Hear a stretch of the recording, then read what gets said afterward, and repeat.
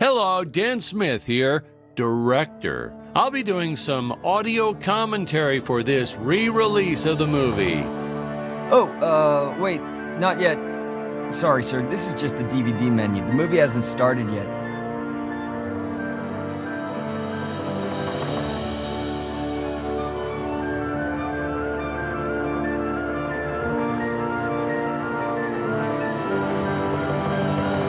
Wait a minute! That's not the movie poster I remember. Isn't the robot supposed to be holding Scarlet there? Oh, another of the studio's requests. They made some market projections and decided this image would sell more copies to future demographics.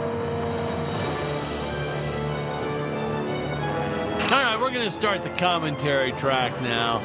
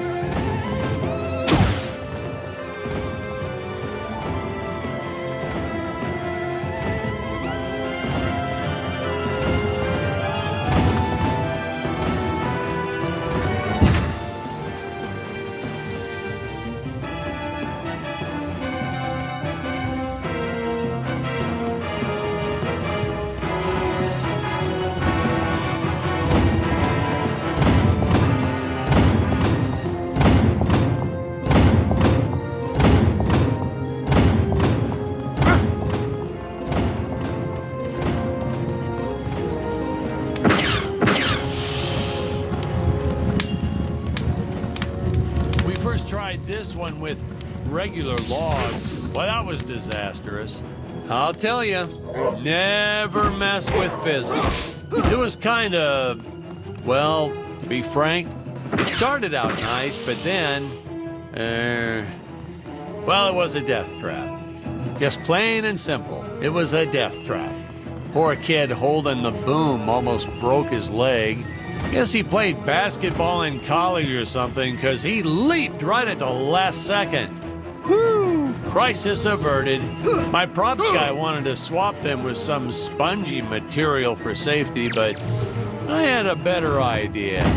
Let's set the logs on fire. Then the crew will be sure to be safe dealing with them.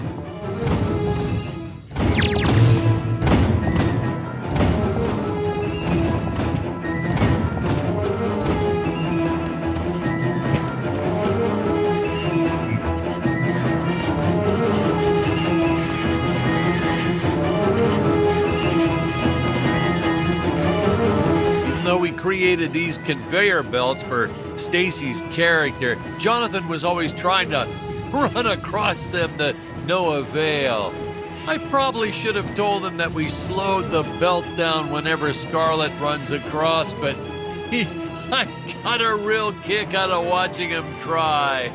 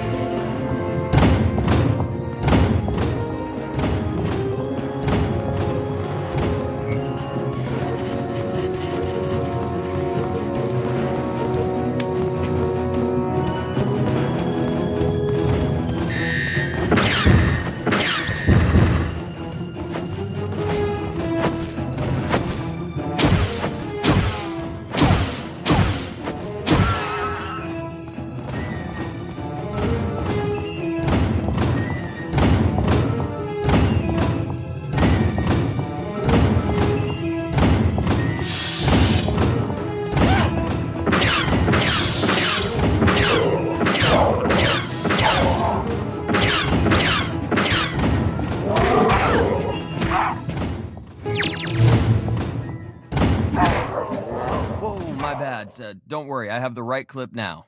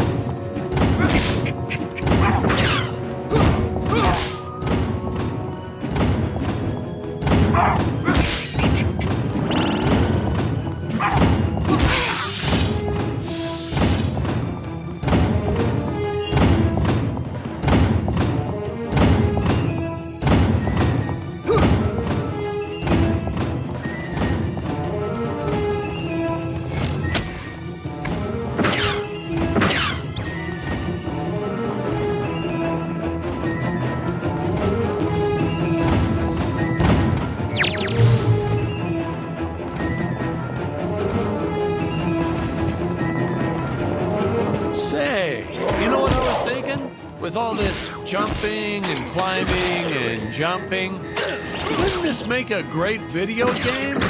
Isn't that what all those video games are about? Jumping around? Well, yeah, and killing. There's jumping too, but mostly the killing. What? Patrick, that's awful. What sort of example are we setting for our youth? Well, movies are pretty violent too. Your heroes have killed everything in sight. You had Dick shooting a dinosaur in the face in the first 5 minutes. Well, Patrick, that's different, you know? What we did on film, that was art. Video games aren't art.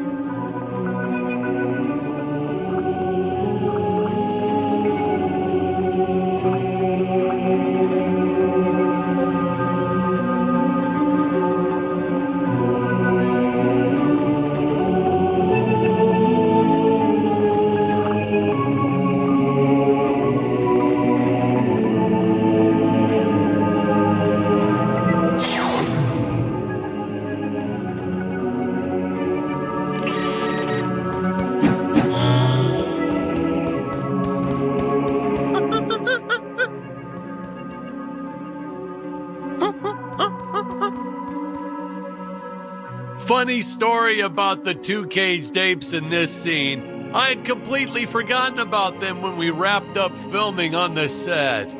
Then we spent the next day doing a location shoot. So, suffice it to say, our return to the studio was met with a couple of grumbling tummies complaining about unsafe work conditions, human rights, yada, yada, yada.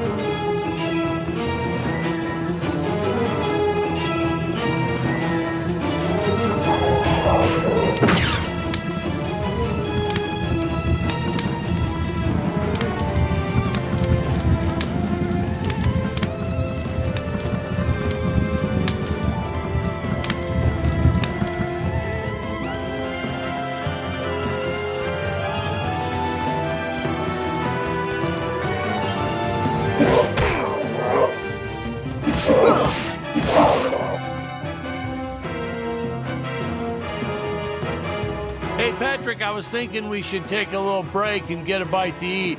You like Chinese? I know a great takeout. Well, we're not scheduled for a break for another few hours. Nonsense. Hey, you have to try the shrimp. It's the absolute best. But, oh, hey, I feel like I should warn you. It gives me horrible gas. But that's okay. We're friends, right? Really, sir. Studio time costs a fortune. Let's just stay on schedule. Good thinking. We could grab a real dinner together and go out for a night on the town, yeah. Two young bachelors on the prowl. Say, where do you youngsters go these days?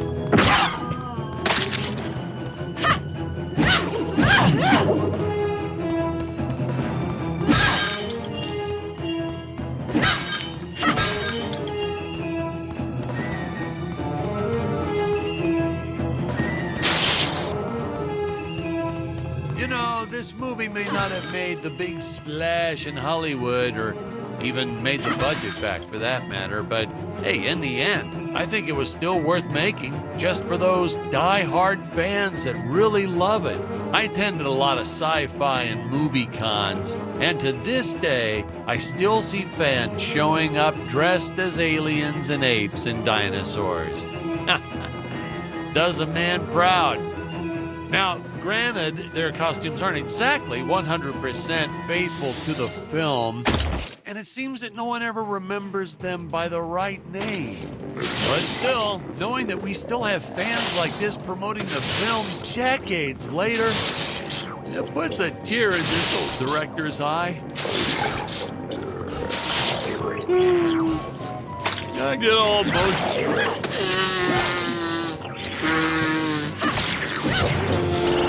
Okay.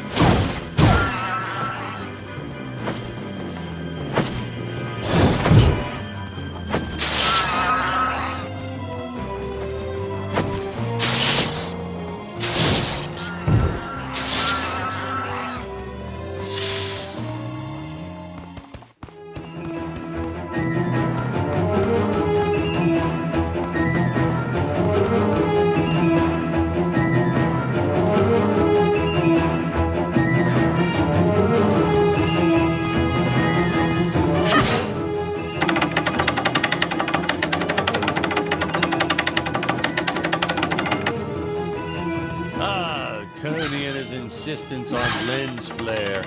I tell you, some days it felt like he was trying to be the director. Honestly, you could see dust on the lens, so just go and wipe it off myself. He would get so upset about it too. Like my fingers aren't clean enough to wipe the lens. Touch the lens, whatever.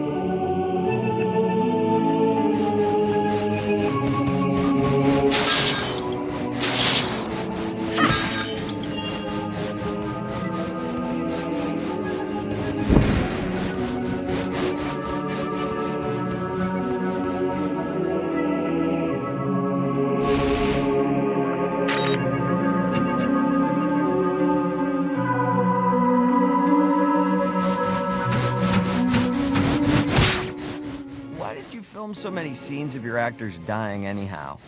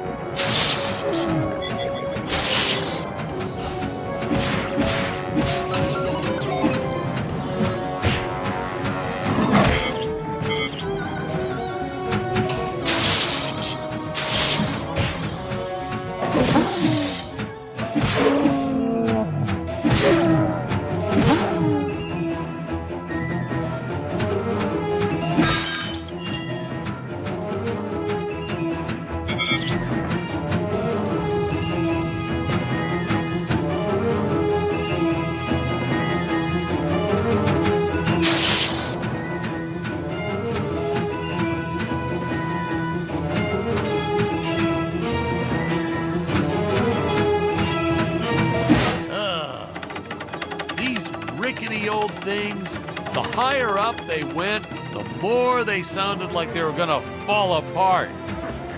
I'm amazed that no one ever got hurt, or worse, riding these things. Well, there was the actor we originally cast for Dick's role, but we don't talk about him.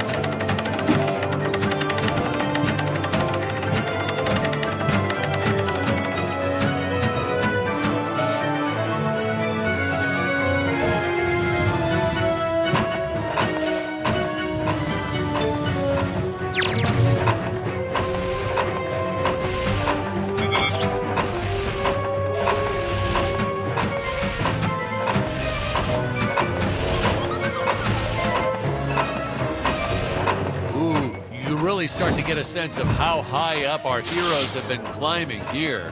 Reminds me of how the crew always used to comment on how high everyone was. Those jokers, they'd even say it when we were filming the grounded scene.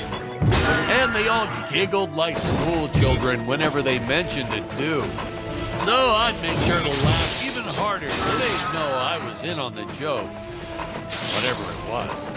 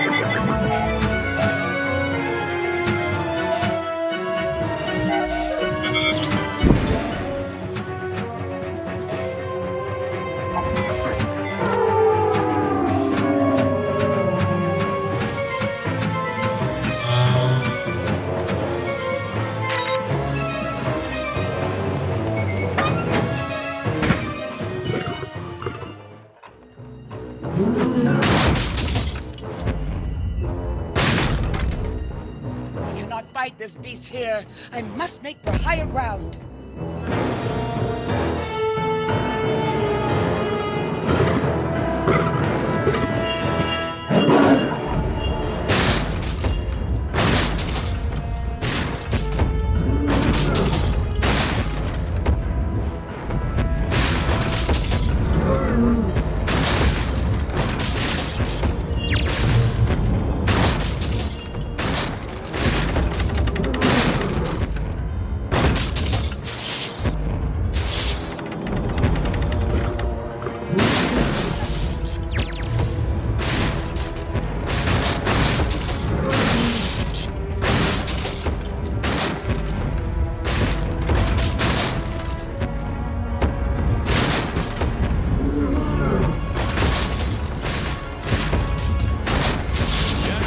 Sets back then.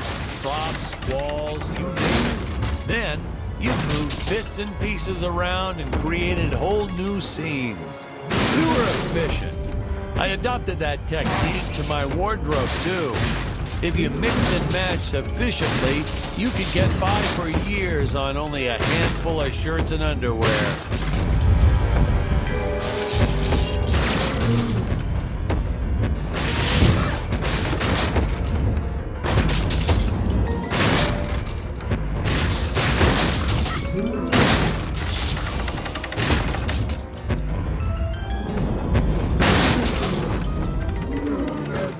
Another of your fake death scenes? Why? I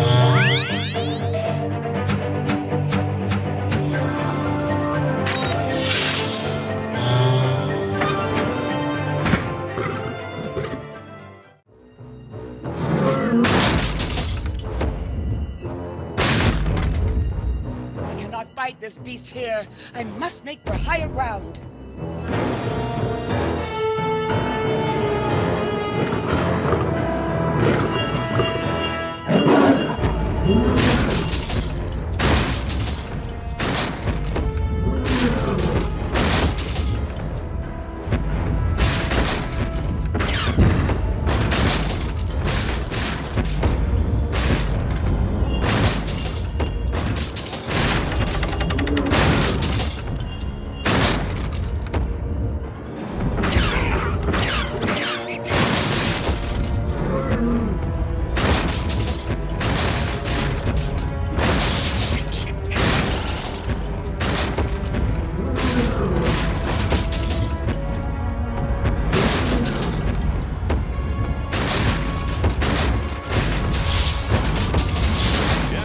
Sets back then. Props, walls, you name it. Then, you moved bits and pieces around and created whole new scenes. You were efficient. I adopted that technique to my wardrobe, too.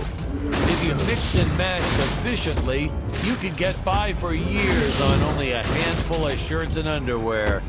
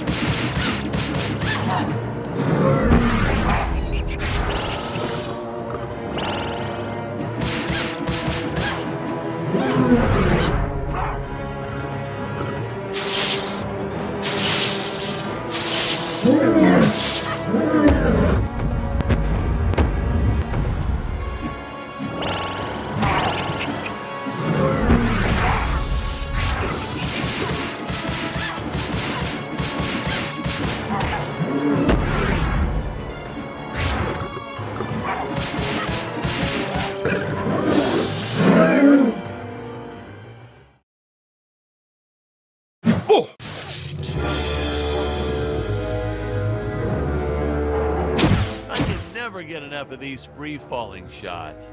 Something so invigorating and freeing about them. Like sticking your head out of the sunroof while driving on the freeway.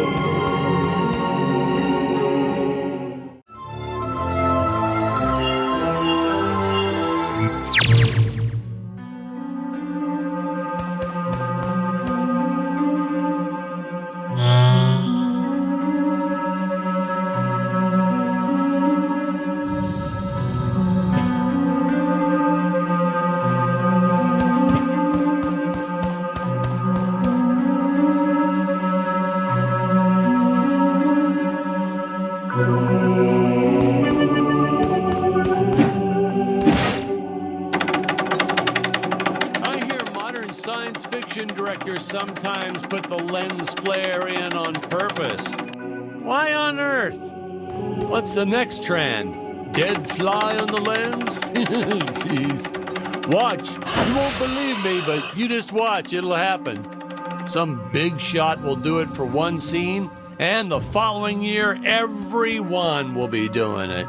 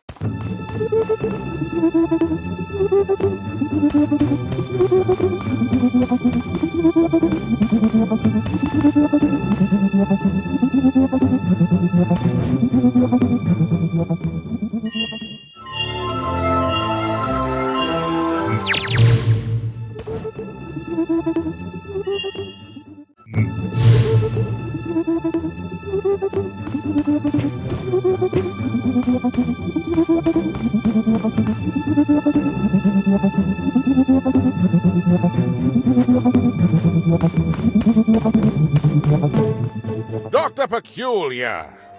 Yes, Your Eminence. Release the Mechamelion!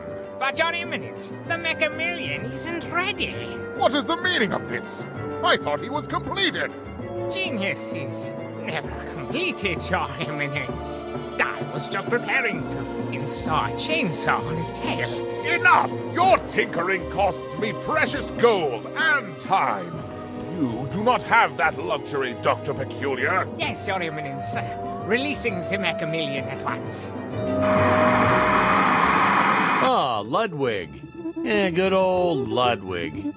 We cast an actual doctor to play Dr. Peculiar. Never again. Oh my God, he was a cranky old coot. May he, rest in peace. The costumes, the script, the creature effects, you name it, he wouldn't stop criticizing everything.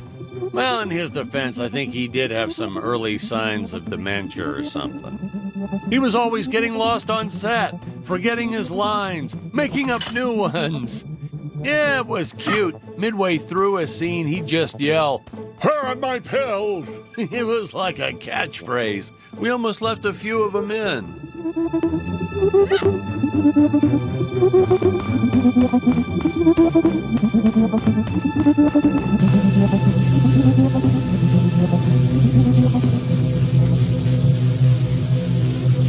I have to say that the incredible job the animators did with the King Gorilla can only be outdone by their work in the Mechamelion. I'll leave further comments for later in the film, but this was truly an epic creation.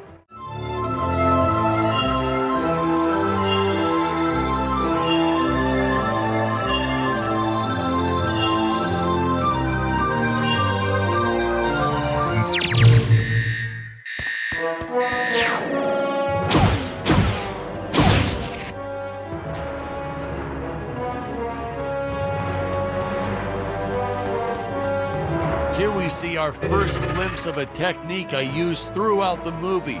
Want to make a big scary monster look even more menacing? Put it in a dome. Monster doesn't look scary enough already? Put it in a dome. Want the audience to know when a monster really means business? Put it in a dome.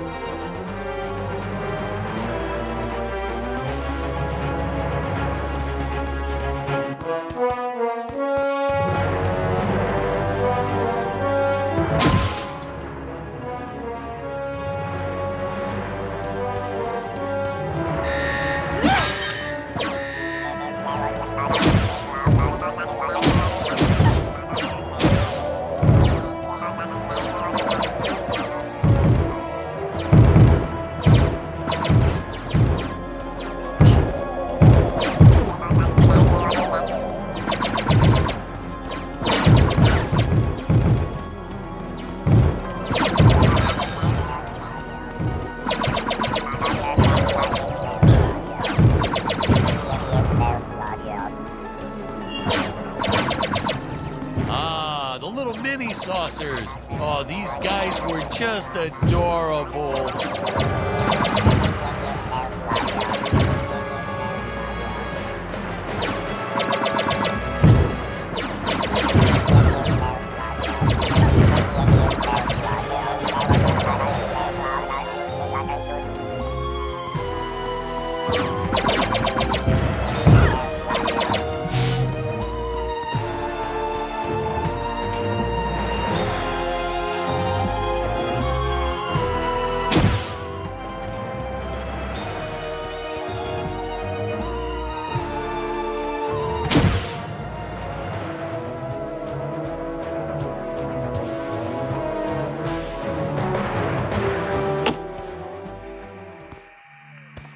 I was a huge fan of the old classic movie, The Flea from 1958.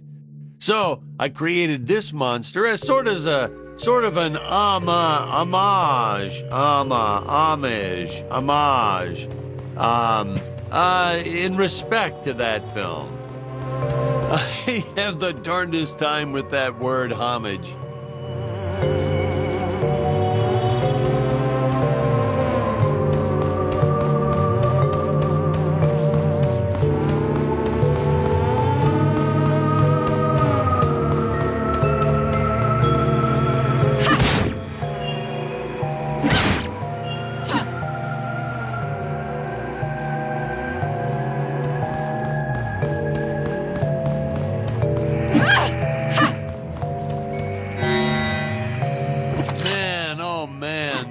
Whip. We probably should have invested in some training courses so the actors knew how to properly handle it, but instead we just let them flail it around wildly. You know that saying, it's all fun and games until someone loses an eye? That's true. And that's the story of why the Emperor wears that metal monocle. Greg was a real trooper about it, though. Didn't even seem fazed that he'd have to wear an eye patch for the rest of his life. I think he went on to do some pirate-themed promotions at his used car lot once we wrapped up production.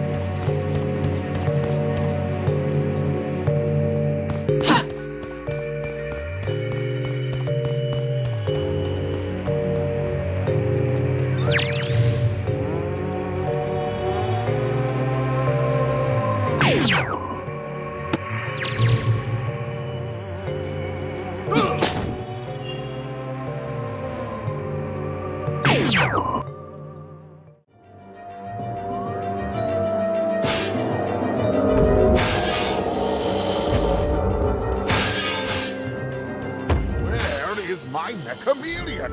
Why has it not pulverized the intruders already? Well, Johnny Roots, I'm installing photon lasers into its eyes. I haven't finished.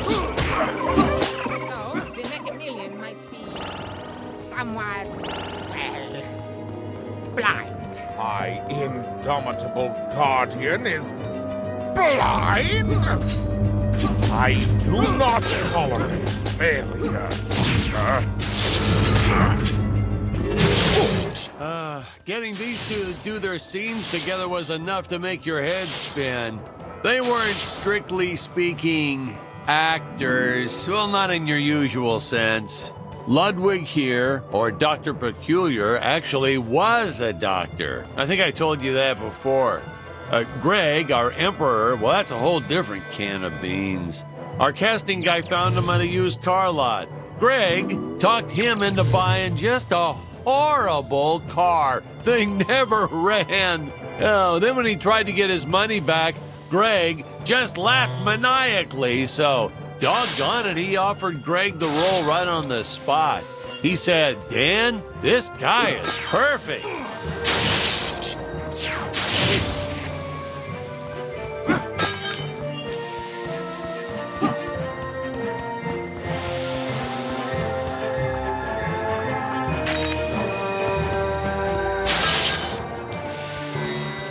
We were running out of extras and clay sculptures, but we needed more monsters. Oh, more monsters. So we had this brilliant idea. If you stick a puppy inside an old vacuum cleaner, wham, instant monster. Throwing a string of Christmas lights and it's camera ready in 5 minutes. And that had to be some kind of world record or something. Fun fact, boys and girls, cinematographers don't like it when you use their dog without asking permission first. But hey, to that I say, what goes around comes around. Little Buster here ruined so many shots barking all day long. You don't want me to grab your dog and cover him in Christmas lights? Well, don't bring him to work.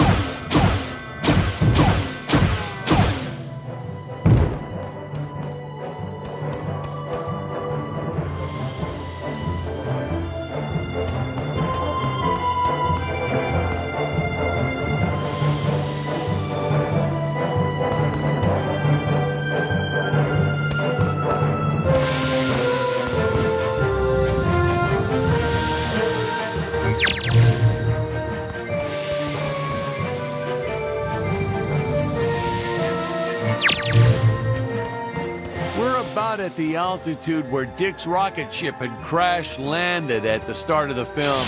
When I think back about all the work we did, building this darn tower and making models and costumes and sets and props, and then trying to keep it all straight during filming and not getting anything all mixed up. It's exhausting. Just thinking back on it is exhausting. I wish I could tell my younger self to just direct romantic comedies. It's the only way you'll get a good night's sleep.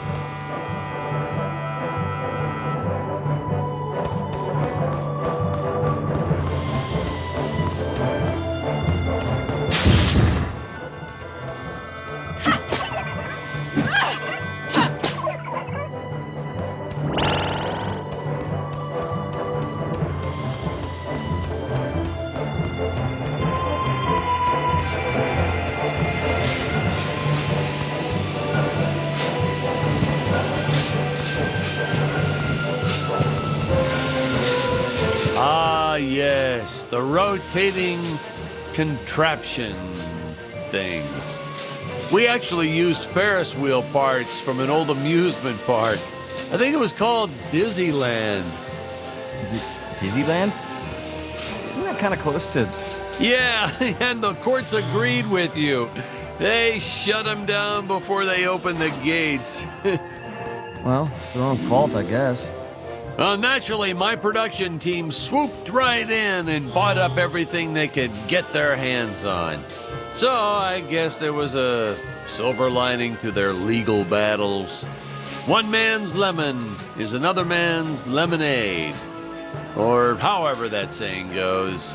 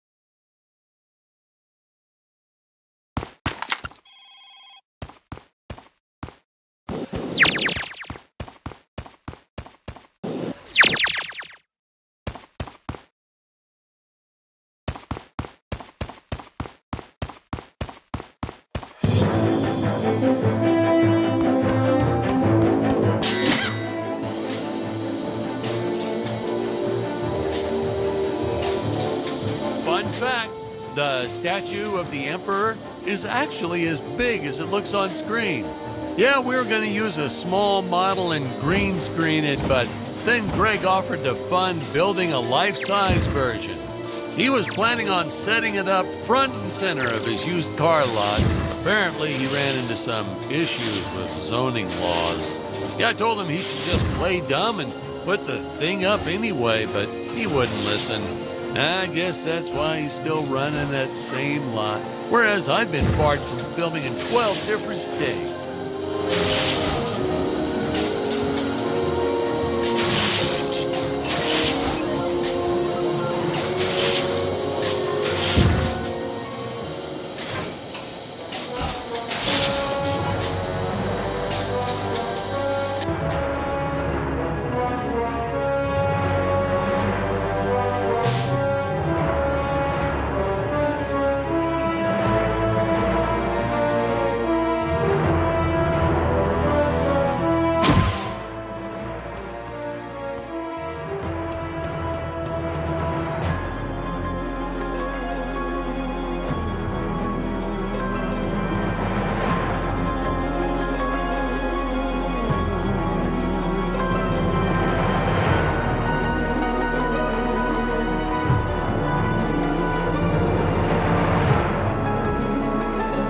If I told you how much gold paint we used on these darn sets, you wouldn't believe me. We were originally trying to decorate this whole set in precious stones. I wanted that sparkling effect, but then my props guy shook his head. I've learned that when he shakes his head, it's best to go with Plan B. Unfortunately, Plan B meant a cement mixer filled with gold paint. It was so much hard work, even I had to finally roll up my sleeves, dive in, and call some interns from the community college. Man, there's nothing college kids won't do for free pizza.